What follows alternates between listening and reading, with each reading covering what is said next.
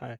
So let me just cut to the chase. I am a huge fan of cards, mainly Pokemon cards.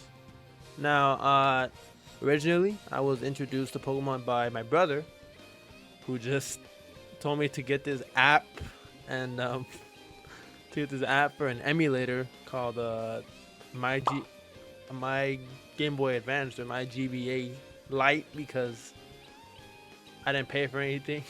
Now, pretty much the whole story was that I was what, like 5 years old maybe, and then he introduced me to it. And then he introduced me to like the cards. We would literally go walk to a Rite Aid, and then right there on the shelf, I saw this exact tin, and from there on, it was an addiction. It was just an addiction, and uh, to me personally, I didn't really have that good of luck with packs, but yeah, I didn't really have that much luck with packs. But we would buy cards from like swap meets and such, and that turned into like a major collection, which I don't even know how we got most of those cards. We had prime cards, we had like original EXs, the original first editions. I don't even know how we got like half of those, but I just remember having this binder like full of cards I would like adore and touch all the time. And so pretty much that collection got thrown away. Ever since then, I stopped collecting for like 4, 5, 6 years. And then I got back into it heavy. I remember the first card I got was in San Diego in Colby's Market, I think it's called. Colby Market or Swap Meet, I guess. I don't know, but it was at Kobe Swap Meet where I got this Tyranitar Prime card, which I think is still like pretty cool if you ask me, but I think I sold it.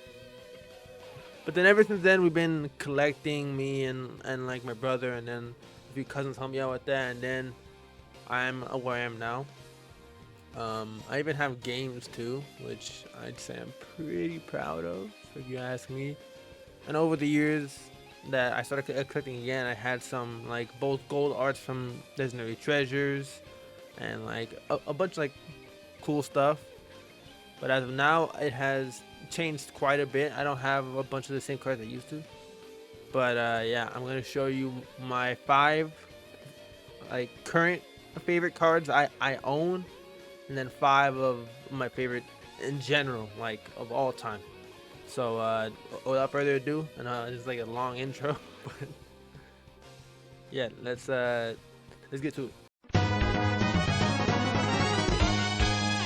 So at number 1, it is this Umbreon. Oh wait,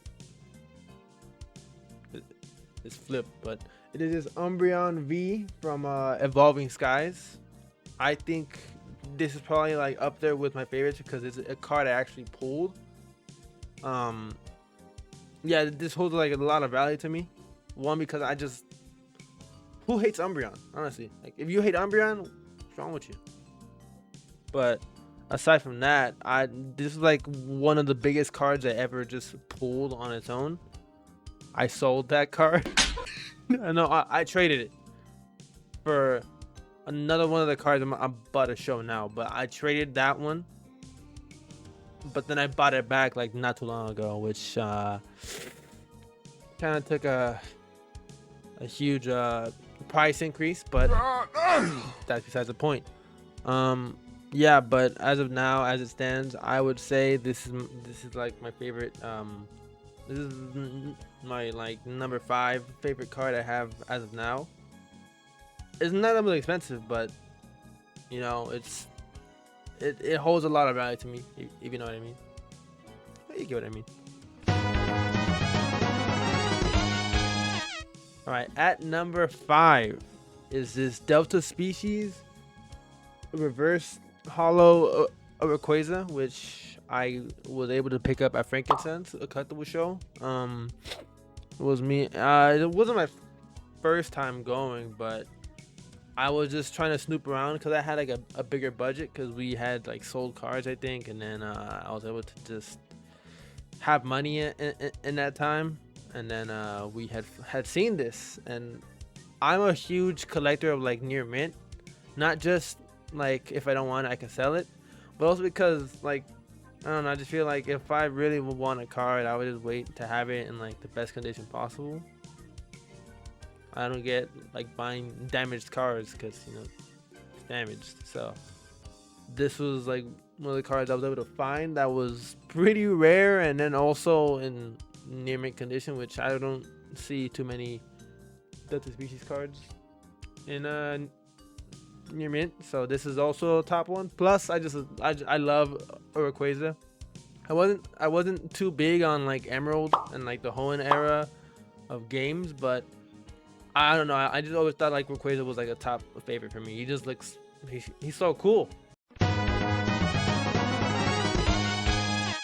Now this card is a new one I had just gotten like 1 or 2 days ago, which is the 30th anniversary Charmander promo.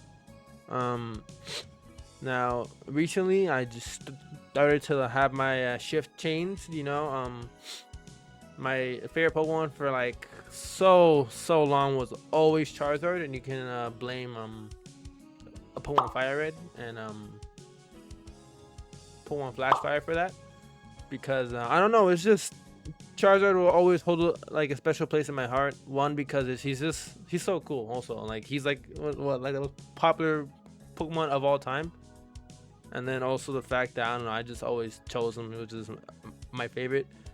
But after rewatching the anime a bunch, and then like actually growing up and being a man, Charmander became my new favorite Pokemon because I don't know, I like Charmander a lot. I don't know, just over time I just started to really feel for it. So I would say Charmander's up there for sure now. But Charmander is like first, and then second was still Charizard. All right, for number three, I had to choose my Shadow from the Darkness, I think it's called. Blaine's Charizard in the Japanese, which I was able to pick up in Little Tokyo. Like I think it was like a year ago, maybe. I think I had bought it at like $115, $105, and now it's gone up since then. But I don't know. I've always liked like the gym leader arts and such, and then this is affordable, unlike the English versions in near mint especially. So like, so you see what I mean, right? But yeah, this is just I don't know. I just really like the art on this, and it's like, of course, like one of my favorites in general. So yeah. All right, at my number 2 spot, it is this Lugia EX from Unseen Forces. Now this has always been a card I used to always want, and the crazy thing is, even my brother, he's been wanting this for like 20 years now, and like we had saw it again at Frankenson's, and immediately we were like, oh Jesus, because we have never even seen this card in person. I remember I had this book. It was a primetime Pokemon hardcover book, which I had gotten in like 2017, and I got it at like what was it again? A Barney's and Nobles. And then I remember this card was like on like the front page of that book, and the prices are all outdated now because that was like over like what, like a decade ago. So like I had always like seen this card, always wanted, and then my brother also has always wanted it because it was in books. And then we had gone to Barnes and Nobles. I mean, no, to Frankenstein's. And then yeah, that was just so crazy to see. And then I think he had it at like, what was it, like $750 because I don't think it's completely near mint. Yeah, there's some whitening on it, but it's not bad. It's like LP at minimum, you know. And then of course we're not gonna pass it up. Like we're just not going to do that. It looks great. I don't know. Like, does it look okay? I mean, you can see like some whitening on it maybe from like the camera, like in the top corner right there. But other than that, it's pretty clean. This is like one of like the main exceptions I had for my cards being LP. So yeah, this is always like a favorite of mine for sure. I don't know. This holds a lot of value, and I would never, under any circumstance, ever sell it, let anyone hold it. Nah, I'm just kidding. But people hold it, but not sell it. No. All right, now my all-time favorite card I own would 100% be the Mega Charizard X from X and Y Flash Fire. As I just said, that was like my childhood like card that I always like would dream of having. I remember I used to watch this channel, which I think they still make videos, but it was this guy who opened like a Flash Fire booster box, and then he had actually pulled the secret rare. So the thing is, it's like a 1 in 4 booster boxes. But I remember wanting one so bad, and I remember I used to beg my parents, like, please let me get a booster box. And by that point, a booster box for this was like $200 maybe, because I think it was like what, like 2016, 2015, I think, when I used to like I watched that. Yeah, it was like 2014 when it had come out, and then what, the box retailed for like $100, I think, and then by the time I kept like asking my parents, it was like 150 at most maybe. Now it's like a whole down payment on a house and such. Probably not, but yeah, this is what I grew up like always loving. This isn't the secret rare, it's like the regular rare, which is still a lot of money for sure. But yeah, I remember me and my brother, when I was like 6, 7 years old, like we would go biking over to like my nearest Rite Aid, and then we would walk in, and then there was just Furious Fist, Breakpoint, what's it called again? X and Y base set, and then Phantom Forces, and then I would always pick like that a Mega like Charizard X blister pack, which I would always love, and then also like the Emboar tin, and like the what's it called, and then the Gyarados EX tin. Those were just like my like go-tos. And then like, yeah, that would probably be like my all-time favorite that I own as of now. Alright, so moving on to the top 5 of all time. This is like a different list.